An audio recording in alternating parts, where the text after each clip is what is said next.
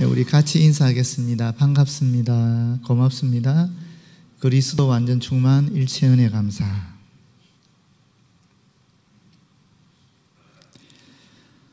네, 우리 기독교에는 말씀이 있고 기도가 있고 또 행동이 있죠. 실천이 있지요. 그런데 우리 기독교의 특징이라 그런다면은 이 말씀을 함께 하는 것입니다. 기도도 마찬가지입니다. 홀로 할 수 있지만 함께 하는데 우리 교회의 특징이 있습니다. 뿐만 아니라 행동도 그렇지요. 봉사할 때 혼자 봉사하는 것이 아니라 성도들이 함께 하는 것입니다. 그래서 기독교를 한마디로 만남의 종교다라고도 할 수 있습니다. 결국 혼자 하는 것이 아니라는 것입니다. 같이 모여서 만나서 함께 하는 것이 기독교의 특징입니다. 그런데 특별히 우리 한국 교회가 이 세 가지 면에서 열심을 다했던 교회였습니다.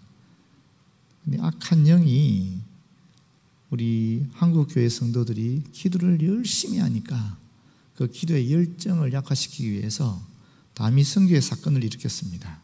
그 결과 기도가 한국 교회에서 약화되기 시작했습니다. 그런데 또 한국 교회는 비록 기도의 열정은 약화되었지만은 그럼에도 불구하고 말씀 연구를 더욱 강력하게 했거든요. 그런데 신천지가 일어났어요. 그러면서 그 다음부터 말씀 연구를 좀 하면 이상하게 생각합니다. 그러면서 말씀 연구에 대한 분위기가 또 약화되기 시작했습니다. 실천을 많이 강조하고 행동했던 교회가 한국 교회인데 우리 기독교의 특징이 모여서 함께 하는 행동들이 많았기 때문에 이것을 약화시키기 위해서 아예 모임 자체를 못 모이게 하는 것이 오늘 우리에게 일어나고 있는 악한 영의 역사입니다. 물론 하나님께서 코로나를 일으켰지요. 그러나 그 코로나의 하나님 역사 속에 사탄이 개입해서 교회가 모이지 못하도록 제한하고 있는 것입니다.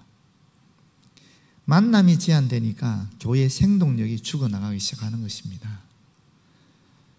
그래서 지금 우리 교회는 매우 심각한 위기 속에 있다고 할 수 있겠습니다. 그런 면에서 오늘 이 만남의 회복이라는 제목을 함께 본문을 통해서 특별히 아나니아의 삶을 통해서 나누고자 합니다.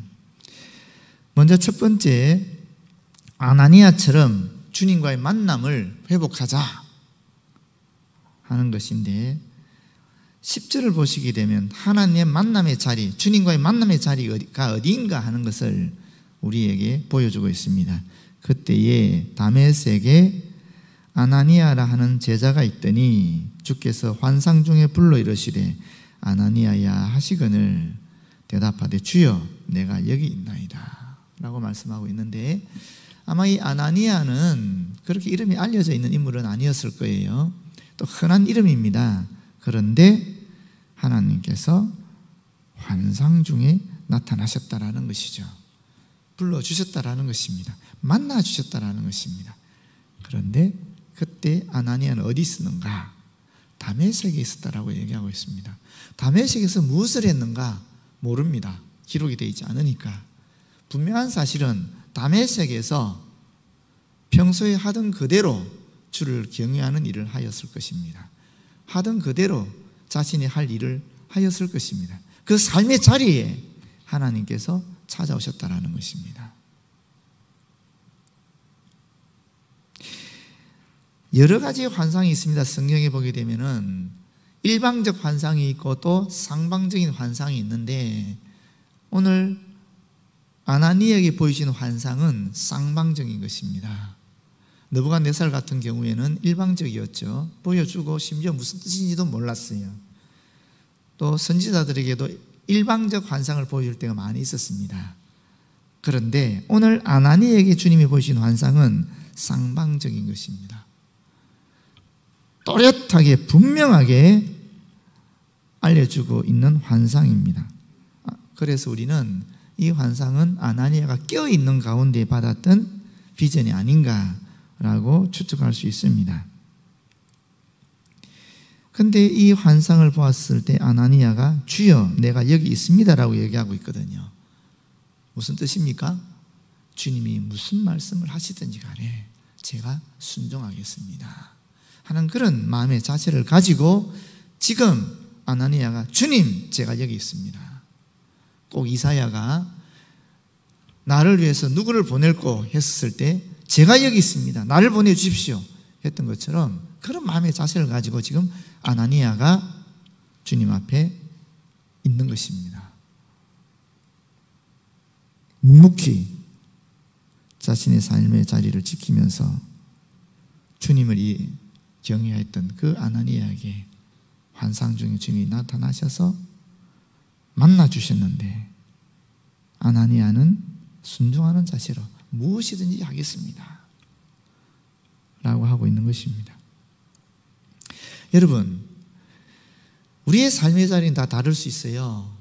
주의 일꾼으로서 사용되는 것이 다 다를 수 있다는 것입니다. 꼭 선교사로 가서 선교지에서 섬겨야 주님의 일꾼이냐? 아니지요. 꼭 목사가 되어서 교회를 섬겨야 주님의 일꾼이냐? 아니지요. 자신의 삶의 그 자리가 주님을 만나는 자리고 자신의 삶의 그 자리가 사실은 주님께서 역사하시는 자리라는 것입니다. 목회자는 교회가 삶의 자리입니다. 선교사는 선교지가 삶의 자리입니다. 성도들은 가정이 혹은 직장이 삶의 자리일 수 있고 주님이 만나시는 그 자리라는 것입니다. 두 번째로 보시게 되면 주님이 만나는 자리가 어디인가 하는 것이 11절에 나옵니다. 주께서 이르시되 일어나 직가라는 거리로 가서, 직가라는 것은 고든 길이라는 뜻입니다. 문자 그대로 유다의 집에서 다소 사람 사울이라는 사람을 찾으라. 그가 기도하는 중이니라. 그가 아나니아라는 사람이 들어와서 자기에게 안수하여 다시 보게 하는 것을 보았느니라. 이 말씀을 그대로 보게 되면은 주님께서 아나니아에게 환상으로 만남을 주셨고 동시에 같은 시간에 사울에게도 환상 중에 나타나셔서 만나주고 있다는 것을 알 수 있습니다. 그렇지 않습니까? 그런데 사울이 지금 어떤 상황 속에 만나고 있습니까? 기도하는 중에 만나고 있습니다. 그렇다면 아나니아도 다메섹에 기도하는 자리다라는 것을 우리가 알아차릴 수 있는 것입니다. 기도하는 중에 만났다라는 것입니다. 주님은 삶의 그 자리에서 우리를 만나 주시기도 하시고 말씀을 읽는 가운데 만나 주시기도 하시는데 오늘 본문을 통해서는 기도하는 중에 만나 주셨다라고 이야기하고 있습니다. 바울은 식음을 전폐하고 자신의 과거를 깊이 뉘우치면서 아마도 기도하고 있었을 것입니다. 그때 주님께서 이 사울을 만나 주셨다라는 것입니다. 우리가 보통 환상을 봤다라고 얘기했을 때 모호할 경우가 많이 있지만은 오늘 본문에 나타나는 주님의 환상은 매우 또렷하고 구체적이라는 것을 알 수 있습니다.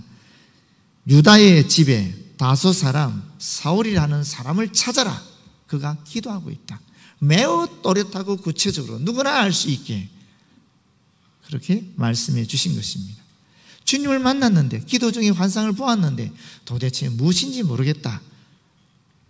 기도 더 해야 되겠지요. 주의 뜻이 무엇인지 깨달아야 되겠지요. 응답을 받아야 되겠지요. 그런 경우도 있지만 이와 같이 또렷하게 정확하게 말씀을 환상 중에 보여주시는 경우도 있다라는 것입니다. 중요한 것은 무엇입니까? 주님께서 그 누구든지 간에 주님을 경외하는 자들에게 만나주시는데 어떤 자리에서 만나시는가? 삶의 자리에서 만난다라는 것입니다. 기도하는 가운데도 만난다라는 것입니다. 두 번째로 만남의 내용은 무엇일까요? 이 만남의 내용을 보시면 아나니아의 첫 기도의 자리에서 고백하는 내용과 다른 모습이 나타납니다. 아나니아는 먼저 거부합니다. 이해될 수 없는 일이죠. 이해할 수 없는 일이죠. 우리가 주님께 기도할 때 어떻게 기도하지요? 주님, 제발 좀 주님의 뜻을 알려주십시오. 주님의 뜻을 구체적으로 또렷하게 알려주시기만 하면 어쨌거나 제가 순종하겠습니다. 무슨 일이든 순종하겠습니다. 그런데 우리가 기도할 때 주님께서 또렷하게 안 알려주시니까 우리가 헤매는 거거든요. 근데 아나니아는 주님께서 또렷하게 직가로 가서 유다 사람 다메섹, 유다의 집에 있는 다메섹 사람, 다소 사람 기도하는 사울을 만나라 라고 정확하게 알려주셨음에도 불구하고 거부합니다. 13절에 보시게 되면 아나니아가 대답하되 주여 이 사람에 대하여 내가 여러 사람에게 듣사온 즉 뭐라 그럽니까? 그가 예루살렘에서 주의 성도에게 적지 않은 해를 끼쳤다 하더니 여기서도 주의 이름을 부르는 모든 사람을 결박할 권한을 대제사장들에게 받았나이다 하거늘. 무슨 얘기입니까? 주님께서 비록 사울을 만나라 그러지만은 못 만나겠다라는 거예요. 왜? 무서워서, 또 이해할 수 없어서 못 만나겠다라는 거예요. 다메섹은 교통의 요지입니다. 그러니까 예루살렘에서 박해가 일어났을 때 그 박해를 피해서 여러 그리스도인들이 아마도 피신하지 않았겠습니까? 아마 여러 지역을 피신했었을 것인데 다메섹에 피신한 분들도 계시고 다메섹을 거쳐서 다른 곳으로 피신한 분들도 있었을 거예요. 그러나 기독교 공동체에, 이 다소에 있는 다메섹에 있었던 기독교 공동체에 예루살렘의 박해 소식이 들렸고 사울의 악명이 알려졌다라는 것입니다. 그리스도인들을 정오하면서 잡아가두고 심지어 죽이는데 앞장섰던 그 사람, 그 주도자가 누구냐? 사울이다. 이미 알려졌다라는 것입니다. 그런데 주님이 지금 사울을 만나러 가라라고 얘기하고 있는 것입니다. 자기가 들은 이야기, 자신의 지식, 자신의 경험으로는 도대체 이해할 수 없는 것입니다. 갔다가 자기도 잡혀서 감옥에 갇히고 죽을 수도 있으니까. 비록 기도할 때 그 마음은 주님, 제가 여기 있습니다. 무슨 일이든지 주님이 시키시면 순종하겠습니다 라고 했지만 막상 주님께서 또렷하고 정확하게 사울을 만나라고 했었을 때 자신이 들었던 이야기, 자신의 경험, 자신의 지식이 살아난 것입니다.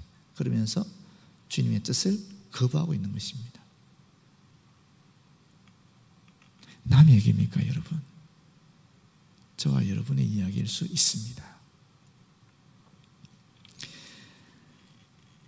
그러나 아나니아는 역시 주님이 예비하신 주의 일꾼이셨습니다. 비록 자신의 생각으로는 이해할 수 없었지만은 그럼에도 불구하고 주님 말씀에 나중에 순종하는 모습을 보여주고 있습니다. 그것이 15절 말씀입니다. 주께서 이르시되 가라, 당장 너의 길을 가라 하는 말입니다. 왜냐하면 이 사람은 내 이름을 이방인과 임금들과 이스라엘 자손에게 전하기 위한 택한 나의 그릇이기 때문에 그렇다. 그가 내 이름을 위하여 얼마나 고난을 받아야 할 것을 내가 그에게 보이리라.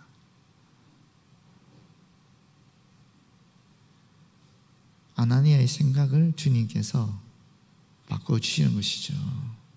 너는 그렇게 생각하지만 나는 사울을 그렇게 생각하지 않는다라는 것입니다. 네가 볼 때는 사울은 악한 자이고 그리스도인을 핍박하는 자이고 도대체 희망이 없는 자이지만 내가 볼 때는 그렇지 않다라는 것입니다. 내가 볼 때는 그 누구보다도 이 사울이야말로 복음의 진리를 전할 존재라는 것입니다. 사역자라는 것입니다. 일꾼이라는 것입니다.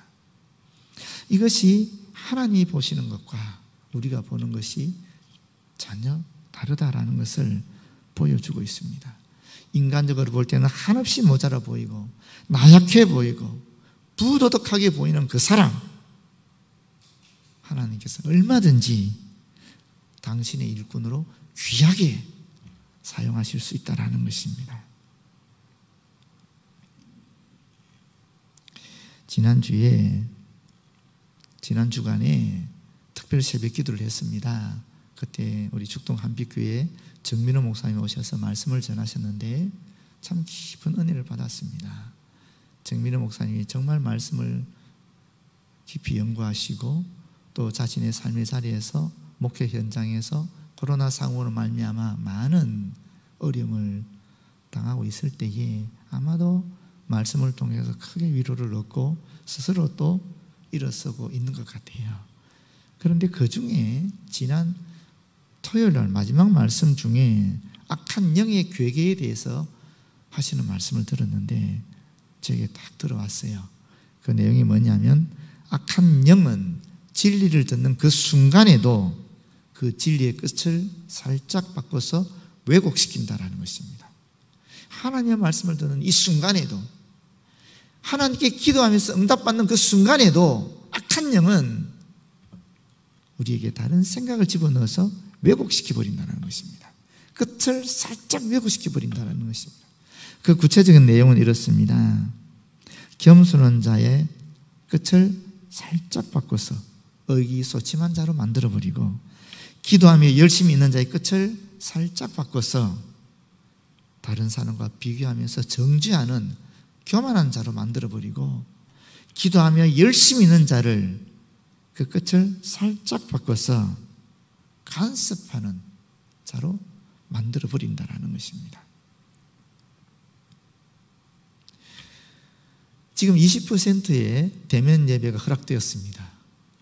그런데 오늘 이 예배당에 20%가 참여했느냐? 아니죠. 원래 우리가 3부 예배 드리면은 예전 같은 경우는 거의 차지 않습니까? 이 자리가 지금 20% 되지 않거든요. 그럼 다른 사람들 어디 갔는가? 가정에서 예배 드리고 있든지, 다른 처소에서 예배 드리고 있든지, 또는 예배 드리지 않는 분들도 계실 거예요. 근데 문제는 어디 있느냐? 여기 계신 분들의 마음속에 나와 다른 사람을 비교하거나 판단하거나, 또는 여기 참석해야 되는 거 아니야 하는 그런 마음이 든다면은 예배 중에도 악한 영의 괴계에 우리들 스스로 빠져들어가 버린 것이다 하는 말씀입니다. 하나님은 확실히 우리의 생각과 다르다라는 것이죠. 여러분, 야곱을 생각해 보십시오. 속이는 자 아닙니까? 그의 삶은 비열하고 야비했습니다. 그런 야곱을, 그런 부도덕한 야곱을, 그런 비열한 사람을 하나님께서는 무려 이스라엘이라는 이름을 주시면서 이스라엘 민족이라는 이름이 그 이름에서 나오게 하셨습니다. 그것이 하나님의 역사라는 것입니다. 로마서 2장에 보면 1절에 그러므로 남을 판단하는 사람아 누구를 막론하고 내가 핑계하지 못할 것은 남을 판단하는 것으로 내가 너를 정죄함이니 판단하는 내가 같은 일을 행하기 때문이다 라는 말씀이 있습니다. 우리가 하나님의 시각과 우리의 시각이 다르다는 것을 인정하시고 그저 우리는 주님 보는 것입니다. 아나니아를 통해서 내 모습을 발견하는 것입니다. 기도할 때 주님 뜻이면 무엇이든지 하겠다라는 마음의 자세를 가지고 가지만 막상 주님께서 또렷하고 정확하게 응답해 주심에도 불구하고 주님의 그 뜻을 알려주심에도 불구하고 자신의 생각 때문에 거부하는 그 아나니아가 바로 저와 여러분의 모습인 것이고, 또 그럼에도 불구하고 주님께서 재차 응답하실 때에, 명령하실 때에 자신의 생각을 꺾고 주님 앞에 순종하는 아나니아의 모습이 바로 저와 여러분의 모습일 수도 있기 때문에 오늘 말씀이 저와 여러분에게 은혜가 될 줄로 믿습니다. 하나님은 사람의 조건과 자격을 보고 은혜를 베푸시거나 또는 주님의 일꾼으로 삼지 않으신다 하는 것입니다. 오직 주님의 뜻에 따라 주님 뜻대로 은혜도 베푸시기도 하고 일꾼으로 부르시기도 하신다 하는 것입니다. 다행히 저와 여러분은 주님의 자녀로, 주님의 일꾼으로 부르심을 받아 그저 고맙고 감사할 뿐인 것입니다. 그럼 두 번째로 아나니아처럼 사람과의 만남을 회복하자 하는 것입니다.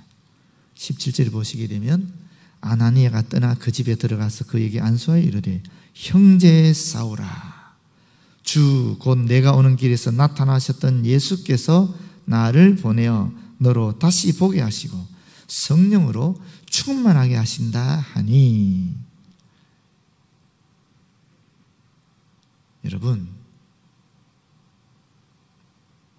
사울은 어떤 존재입니까?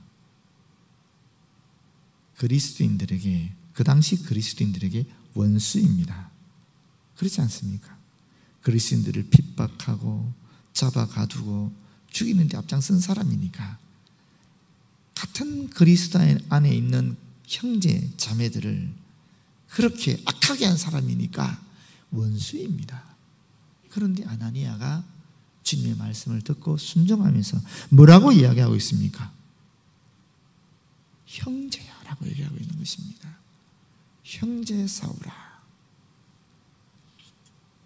주님과의 만남이 원수를 형제로 받아들이는 사람과의 만남으로 드러나고 있는 것입니다. 그 원수를 형제라 그러고 있습니다. 성경에서 형제라는 것은 이제 믿음으로 더 이상 사울이 그리스도의 대적이 아니라 한 가족이 되었다라는 것을 선언하고 있는 내용입니다. 여러분, 이때 사울의 마음이 어땠을까 한번 생각해 보십시오. 사울 속에는 죄책감이 있었을 거예요. 주님 만나고 나서부터 그 속에 깊은 후회가 있었을 것입니다. 그렇지 않았겠습니까? 그런데 자신이 박해했던 그 그리스도인이 와서 자신에게 형제여라고 얘기하고 있는 것입니다. 그때 사울의 마음이 녹아내렸을 것입니다.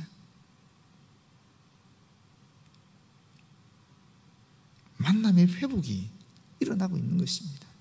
원수되었던 그리스도인 아나니아와 박해자 사울, 이 관계가 형제로 회복되고 있는 것입니다. 만약에 아나니아의 도움이 없었다면 어땠을까요?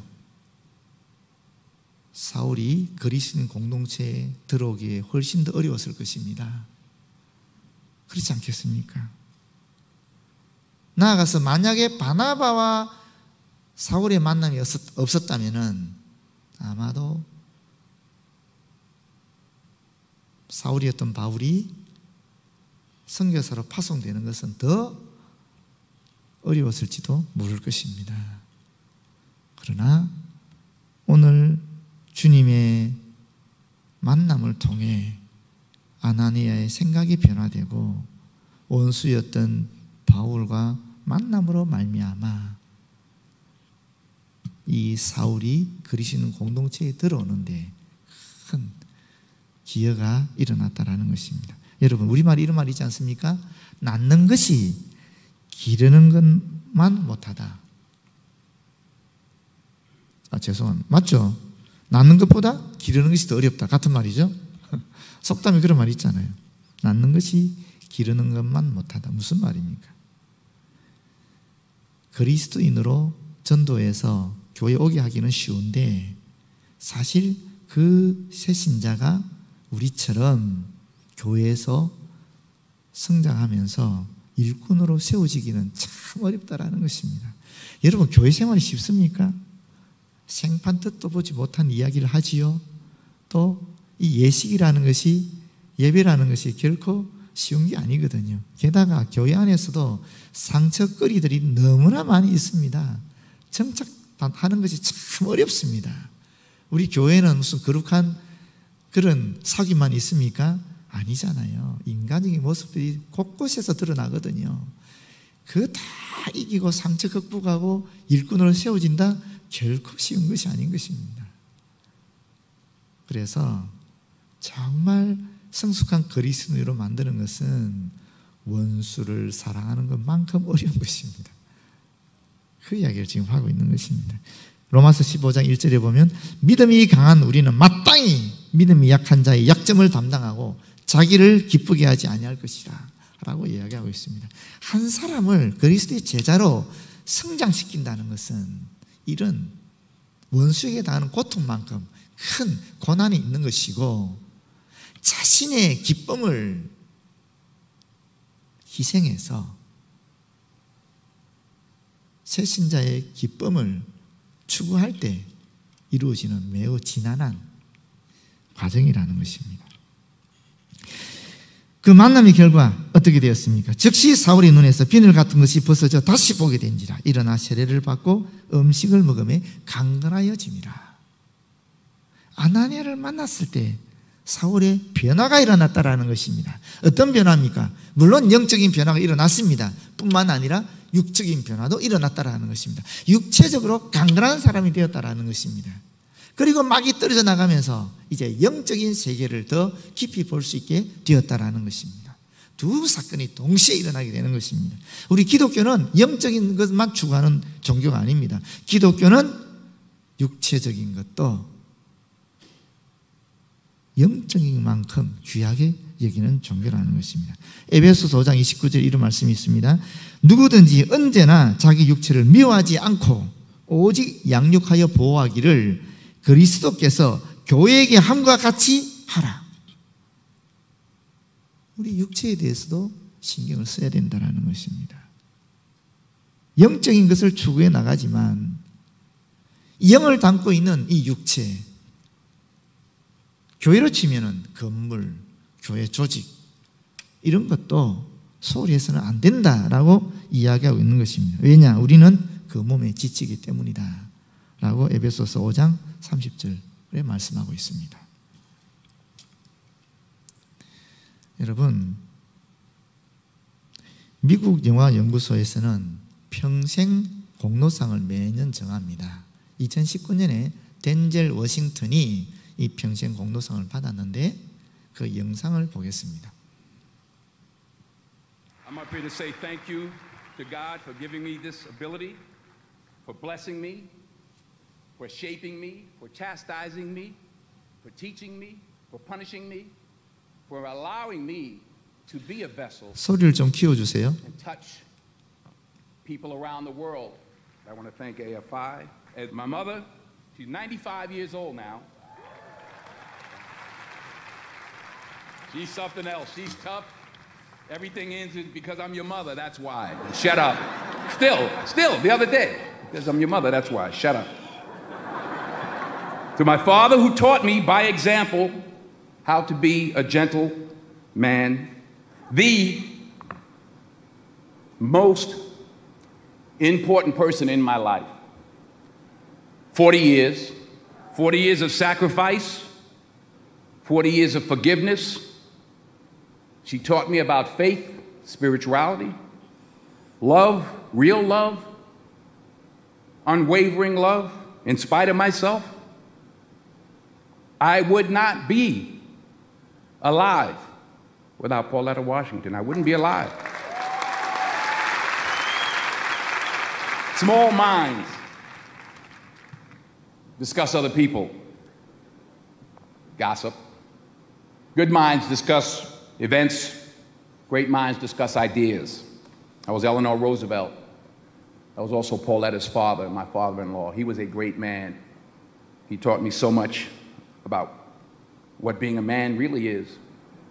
I want to end the night with a short video that we recorded of Pauletta's father 30 years ago. We were put here for a reason. God created man, and God intends for us to love all mankind. And by being in a loving mood, caring for one another, That's our purpose for life. We should care for one another. And we should love one another. For our children,